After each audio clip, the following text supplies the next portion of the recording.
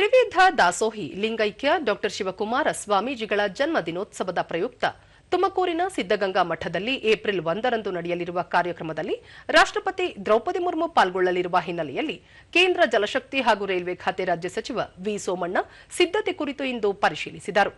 ಈ ವೇಳೆ ಸಿದ್ದಗಂಗಾ ಮಠಾಧ್ಯಕ್ಷರಾದ ಸಿದ್ದಲಿಂಗ ಸ್ವಾಮೀಜಿ, ಶಾಸಕರಾದ ಬಿ ಸುರೇಶ್ ಗೌಡ, ಜಿಬಿ ಜ್ಯೋತಿ ಗಣೇಶ್, ಜಿಲ್ಲಾಧಿಕಾರಿ ಶುಭಾ ಕಲ್ಯಾಣ್, ಜಿಲ್ಲಾ ಪೊಲೀಸ್ ವರಿಷ್ಠಾಧಿಕಾರಿ ಕೆ ಅಶೋಕ್ ಸೇರಿದಂತೆ ಹಿರಿಯ ಅಧಿಕಾರಿಗಳು ಉಪಸ್ಥಿತರಿದ್ದರು.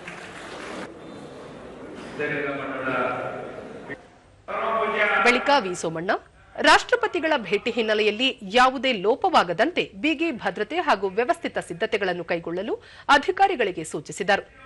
ಸಿದ್ದಗಂಗಾ ಮಠದ ತ್ರಿವಿಧ ದಾಸೋಹ ಸೇವೆ ವಿಶ್ವಕ್ಕೆ ಮಾದರಿ. ಅಂತಹ ಪವಿತ್ರ ಮಠಕ್ಕೆ ರಾಷ್ಟ್ರಪತಿಗಳು ಭೇಟಿ ನೀಡುತ್ತಿರುವುದು ಇಡೀ ದೇಶಕ್ಕೆ ಉತ್ತಮ ಸಂದೇಶ ನೀಡಲಿದೆ ಎಂದು ತಿಳಿಸಿದರು.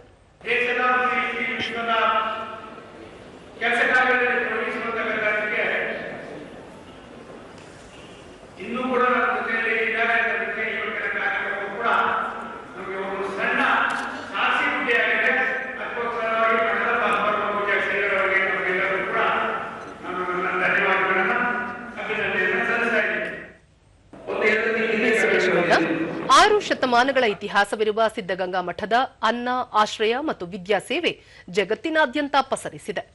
ಮಠದ ಹಳೆಯ ವಿದ್ಯಾರ್ಥಿಗಳು ಇಂದು ದೇಶ ವಿದೇಶಗಳಲ್ಲಿ ನಾಡಿನ ಕೀರ್ತಿ ಹೆಚ್ಚಿಸುತ್ತಿದ್ದಾರೆ. ರಾಷ್ಟ್ರಪತಿಗಳ ಆಗಮನ ನಮ್ಮೆಲ್ಲರಿಗೂ ಅತ್ಯಂತ ಸಂತಸದ ವಿಷಯ ಎಂದರು.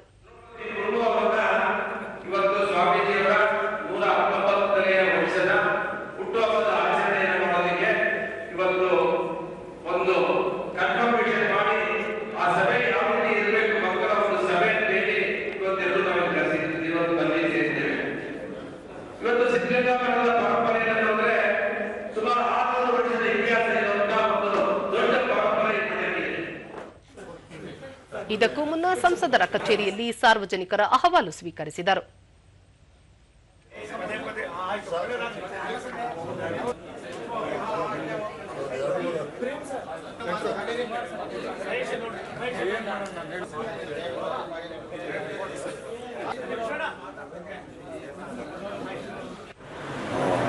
ಬಳಿಕ ಸೋಮಣ್ಣ ಪಶ್ಚಿಮ ಏಷ್ಯಾದಲ್ಲಿ ಸಂಘರ್ಷ ಹಿನ್ನೆಲೆಯಲ್ಲಿ ಭಾರತದಲ್ಲಿ ಕಚ್ಚಾ ತೈಲ, ಅಡುಗೆ ಅನಿಲದ ಮೇಲೆ ಯಾವುದೇ ಪರಿಣಾಮ ಬೀರಿಲ್ಲ.